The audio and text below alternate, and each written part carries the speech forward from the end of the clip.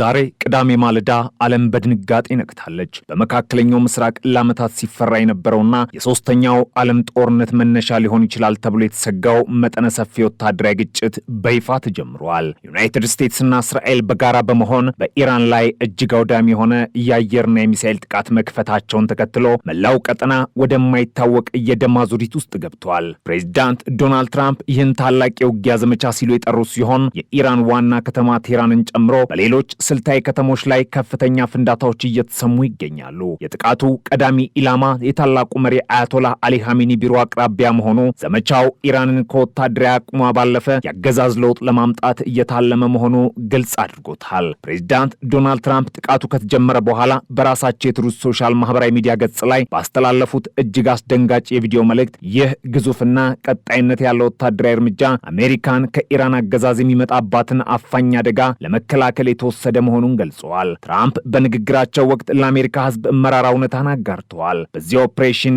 የአሜሪካ ጀግኖች ሕይወት ሊጠፋ ይችላል፣ መስዋዕትነትም ይኖራል ብለዋል። ይሁን እንጂ ይህ እርምጃ ለአሁኑ ብቻ ሳይሆን ለወደፊቱ ትውልድ ደህንነት ሲባል የተወሰደ ቅዱስ ተልዕኮ ነው ሲሉ ድርጊቱን አጽድቀዋል። ትራምፕ ይበልጥ በድፍረት የተናገሩት ግን ለኢራን ሕዝብ ያስተላለፉት መልእክት ነው። መንግስታችሁን ተረከቡ፣ ይሄ የእናንተ ድል ነው ሲሉ የኢራን ሕዝብ በአገዛዙ ላይ እንዲነሳ ግልጽ ጥሪ አቅርበዋል። ይህ በእንዲህ እንዳለም የእስራኤሉ ጠቅላይ ሚኒስትር ቤንያሚን ኔታንያሁ ጥቃቱን ተከትሎ በሰጡት የመጀመሪያ መግለጫ በቴህራን የአገዛዝ ለውጥ እንዲመጣ ጥሪ አቅርበዋል። ኔታንያሁ ሁሉም የኢራን ህዝብ የጭቆናውን ቀንበር ሰብሮ በመጣል ነጻና ሰላማዊት ኢራንን እንዲፈጥር አሳስበዋል። የኛ የጋራ እርምጃ ጀግናው የኢራን ህዝብ የራሱን እድል በራሱ እጅ እንዲወስን ምቹ ሁኔታን ይፈጥራል ሲሉ አሜሪካና እስራኤል በኢራን ላይ የከፈቱት ጦርነት ዋና ግቡ አሁን ያለውን የኢራን መንግስት ከስልጣን ማስወገድ መሆኑን አረጋግጠዋል። እስራኤል ይህንን ጥቃት ቅድመ ጥቃት ስትል የጠራችው ሲሆን ዓላማውም በሀገሪቱ ላይ የተደቀነውን የህልውና አደጋ ለማስወገድ መሆኑን የመከላከያ ሚኒስትሩ እስራኤል ካትዝ አስታውቋል። በኢራን በኩል ያለው ምላሽ ግን እጅግ የከረረ ነው። የኢራን አብዮታዊ ጥበቃ ኃይል የመጀመሪያው ዙር የሚሳኤልና የድሮን ጥቃት በእስራኤል ላይ መክፈቱን በይፋ አውጇል። በሰሜን እስራኤል ሰማይ ላይ ከፍተኛ የፍንዳታ ድምጾች እየተሰሙ ሲሆን የእስራኤል የአየር መከላከያ ስርዓቶች ከኢራን የሚመጡትን ሚሳኤሎች ለመጥለፍ በከፍተኛ ሁኔታ እየተረባረቡ ይገኛሉ። በኢራን በኩል የወጡ መረጃዎች እንደሚጠቁሙት ጥቃቱ በእስራኤል ላይ ብቻ የተገደበ አይደለም። በኩዌት፣ በኳታር፣ በባህሬንና በተባበሩት አረብ ኤሚሬትስ የሚገኙ የአሜሪካ ወታደራዊ ካምፖች የኢራን ሚሳኤሎች ኢላማ መሆናቸውን ፋርስ የዜና ወኪል ዘግቧል። ይህ ደግሞ ግጭቱን ከመላው መካከለኛ ምስራቅ አልፎ ዓለም አቀፍ ቀውስ እንዲሆን አድርጎታል። በቴህራን ላይ የተሰነዘረው የመጀመሪያው ጥቃት በአያቶላህ አሊ ኻሜኒ ቢሮ አቅራቢያ መሆኑ ታላቅ ድንጋጤን ፈጥሯል። የ86 ዓመቱ ኻሜኒ በጥቃቱ ወቅት በቢሮአቸው ይኑሩ አይኑሩ እስካሁን ግልጽ ባይሆንም አንዳንድ ምንጮች ወደ አስተማማኝና ሚስጥራዊ ቦታ መዛወራቸውን እየገለጹ ይገኛሉ። በቴህራን ደቡባዊ ክፍል የሚገኘው የኢንዱስትሪ ቀጠና በጥቁር ጭስ ተሸፍኗል። በሀገሪቱ የሞባይልና የኢንተርኔት አገልግሎቶች ተቋርጠዋል። የኢራን የእስራኤልና የኢራቅ አየር ክልሎች ሙሉ በሙሉ ተዘግተዋል። ህዝቡ በከፍተኛ መደናገጥ ውስጥ ሆኖ ወደ ቦምብ መጠለያዎች እየተመመ ይገኛል። የእስራኤል የስለላ ተቋም ሞሳድ በዚህ ወሳኝ ሰዓት ሌላ ስልታዊ ጥቃትም ሰንዝሯል። ተቃውሞ በይፋዊ የቴሌግራም ገጹ በፋርስ ቋንቋ ለኢራን ህዝብ መልእክት አስተላልፏል። የኢራን ወንድሞቻችንና እህቶቻችን እናንተ ብቻችሁን አይደላችሁም፣ በጋራ ኢራንን ወደ ቀደመ ክብሯን መልሳታለን የሚል ይዘት ያለው መልእክት የለቀቀ ሲሆን ዜጎች በአገዛዙ ላይ የሚያደርጉትን ፍትሃዊ ትግል የሚያሳዩ ምስሎችንና ቪዲዮዎችን እንዲልኩለት ጠይቋል። ይህ የሚዲያና የስነ ልቦና ጦርነት ከሚሳኤል ጥቃቶቹ ጎን ለጎን የኢራንን ውስጣዊ አንድነት ለመበታተን ታስቦ የተደረገ መሆኑ ግልጽ ነው። የዚህ ጦርነት መቀስቀስ መነሻው በስዊዘርላንድ ጄኔቫ ሲካሄድ የነበረው የኒውክሌር ድርድር ያለምንም ውጤት መጠናቀቁ ነው። አሜሪካ ኢራን የኒውክሌር ፕሮግራሟን በድብቅ እየገነባች ነው የሚል ክስ ያቀረበች ሲሆን ትራምፕ በዓለም ላይ ቀዳሚው የሽብር ስፖንሰር የሆነው የኢራን አገዛዝ የኒውክሌር መሳሪያ ባለቤት እንዲሆን በፍጹም አንፈቅድም ሲሉ ዛቻቸውን ወደ ተግባር ቀይረዋል። ኢራን በበኩሏ ዩራኒየም የማበልጸግ ስራዋ እንደማታቆምና የተጣለባት ማዕቀብ እንዲነሳ በጽኑ ስትጠይቅ ቆይታለች። ይህ የዲፕሎማሲ ውድቀት አሁን ወደ አውዳሚ ጦርነት ተለውጧል። በኢራን ፓርላማ የብሔራዊ ደህንነት ኮሚሽን ሰብሳቢ ኢብራሂም አዚዚ አሜሪካና እስራኤል ከእንግዲህ ሊቆጣጠሩት የማይችሉትን አደገኛ መንገድ ጀምረዋል ሲል አስጠንቅቀዋል። ኢራን ለተሰነዘረበት ጥቃት የምትሰጠው ምላሽ ደባቂ እንደሚሆን የዛተች ሲሆን አሁን እየታየ ያለው የሚሳኤል ውርጅብኝ የዚህ አዋጅ መጀመሪያ እንደሆነም ተገልጿል። በከርመንሻህ፣ በሎሬስታንስ፣ በታብሪዝ፣ በኢስፋሃንና በካራጅ ከተሞች የሚሰማው የፍንዳታ ድምፅ ጦርነቱ ጦርነቱ በመላው ኢራን መስፋፋቱን ያረጋግጣል። የዓለም ነዳጅ ገበያ በዚህ ውጥረት ምክንያት በከፍተኛ ድንጋጤ ውስጥ ወድቋል። የሆርሙዝ ወሽመጥ ደህንነት አደጋ ላይ መውደቁ የነዳጅ ዋጋን ወደማይታሰብ ደረጃ ሊሰቅለው እንደሚችል ተንታኞች ያስጠነቅቃሉ።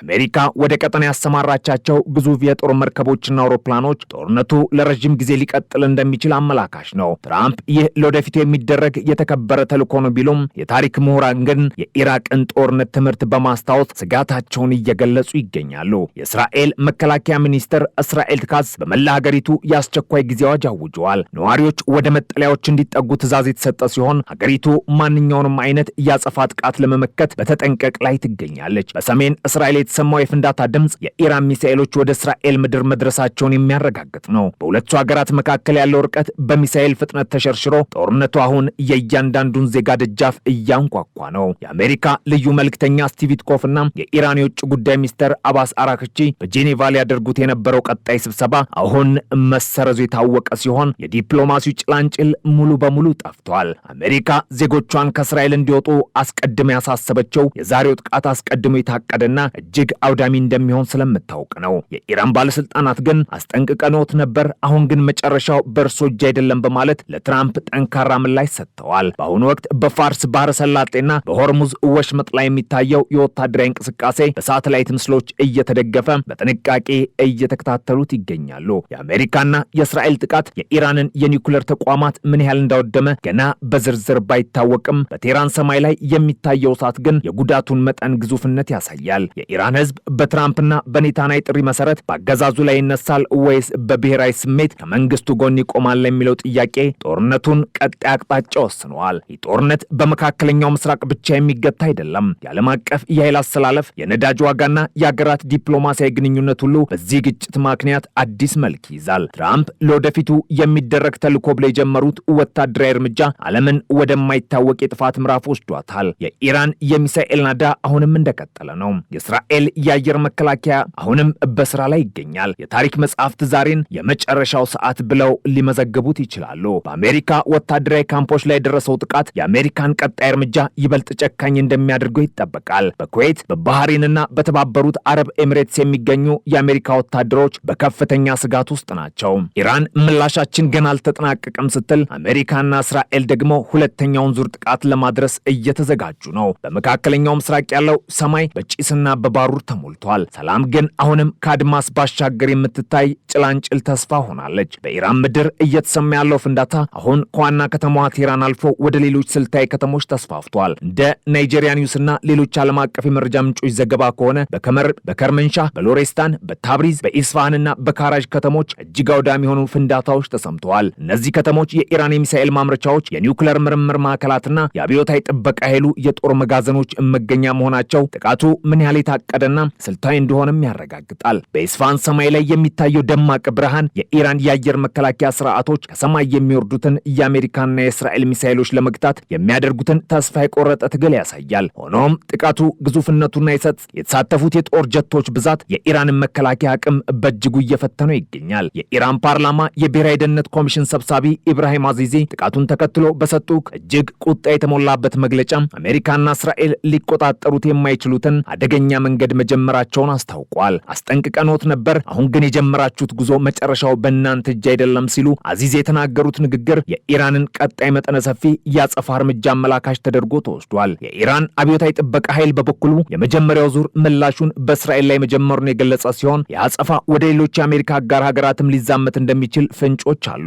ፋርስ የዜና ወኪል እንደዘገበው በኩዌት፣ በኳታር፣ በባህሬንና በተባበሩት አረብ ኤሚሬትስ የሚገኙ የአሜሪካ ወታደር ካምፖች አሁን የኢራን ሚሳኤሎች ቀጥተኛ ኢላማ ሆነዋል። የሁኔታ ጦርነቱን ከሁለት ሀገራት ፍጥጫ ወጥቶ መላውን የመካከለኛው ምስራቅ ቀጠና የሚያቃጥል ሰፊ እሳት አድርጎታል። በኢራን ውስጥ ያለው ማህበራዊ ሁኔታም እጅግ አሳሳቢ ደረጃ ላይ ደርሷል። የመንግስት ባለስልጣናት የሞባይልና የኢንተርኔት አገልግሎቶችን ሙሉ በሙሉ ማቋረጣቸውን ተከትሎ ህዝቡ ከመረጃ ርቆ በታላቅ ጭንቀት ውስጥ ይገኛል። ይህ የመገናኛ ዘዴዎች መቋረጥ መንግስት በሀገር ውስጥ ሊነሳ የሚችለውን ተቃውሞ ለመቆጣጠርና ወታደራዊ ሚስጥሮችን ለመጠበቅ የወሰደው እርምጃ እንደሆነ ቢገለጽም በተግባር ግን በሲቪል ዜጎች ላይ ታላቅ ስነ ልቦናዊ ሽብር ፈጥሯል። ቤተሰቦች እርስ በርስ መገናኘት አልቻሉም። የድንገተኛ አደጋ አገልግሎቶችም በቴክኖሎጂ መቋረጥ ምክንያት ስራቸውን ለማከናወን ተቸግረዋል። ቴህራን አሁን የሞት ጥላ ያረፈባት የጨለማ ከተማ ትመስላለች። በየጥቂት ደቂቃው የሚሰማው የሚሳኤል የሚሳኤል ድምፅና የሳይረን ጩኸት ግን የጥፋቱን መጠን ለዓለም እየመሰከረ ነው። የእስራኤሉ የስለላ ተቋም ሞሳድ በዚህ ውጥረት መዓል ለኢራን ህዝብ ያስተላለፈው ስውር መልእክት የስነ ልቦና ጦርነቱ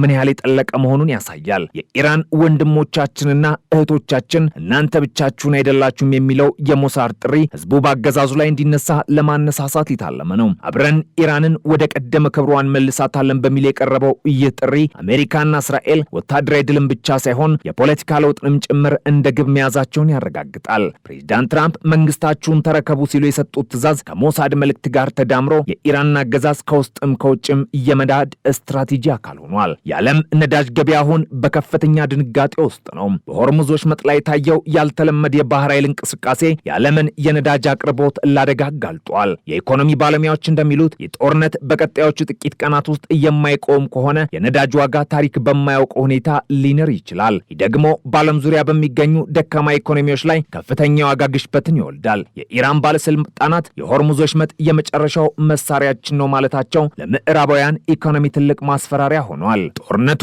አሁን በባህር በየብስ በአየርና በዲጂታል ዓለም ውስጥ በአንድ ጊዜ እየተካሄደ ነው። ታሪክ ዛሬም በአስፈሪ ሁኔታ እየተጻፈ ነው። ዓለምም የዚህን ታላቅ ፍንዳታ ፍጻሜ በታላቅ ስጋት እየጠበቀች ነው። ጦርነቱ ወዴት ያመራል? ሰላምስ ዳግም ይወርዳል? ለእነዚህ ጥያቄዎች መልስ ለማግኘት ዓለም አሁንም በትልቅ ትንፋሽ ወደ መካከለኛው ምስራቅ ታያለች። የዓለም ዓይን አሁንም ወደ ቴህራንና ኢየሩሳሌም ተተክሏል። ጦርነቱ መቼና እንዴት እንደሚቆም ማንም አያውቅም። ነገር ግን ዛሬ የታሪክ መንኮራኩር ወደማይቀለበስ አቅጣጫ መዞሩን ዓለም በድንጋጤ ተረድታለች። የጦርነቱ ድባብ በኢራን ከተሞች ውስጥ ያለው ማህበራዊ ህይወት ሙሉ በሙሉ አሽመድምዶታል። በታብሪዝና በኢስፋን የሚገኙ የጥንት ቅርሶችና የህዝብ መኖሪያዎች በሚሳኤል ፍንጣሪያዎች መጎዳታቸው ተሰምተዋል። የኢራን መንግስት ዜጎችን ለቅዱስ ጦርነት እያነሳሳ ቢሆንም በውስጥ በኩል ግን በኢኮኖሚ ማዕቀብ የዛለው ህዝብ የትራምፕን ጥሪ እንዴት ይቀበለዋል የሚለው ትልቅ ጥያቄ ነው። በሌላ በኩል የእስራኤል ዜጎች በየመጠለያዎቹ ሆነው የሚሳኤል መከላከያዎቻቸውን የሚፈጥሩትን ብልጭታ በስጋት ይመለከታሉ።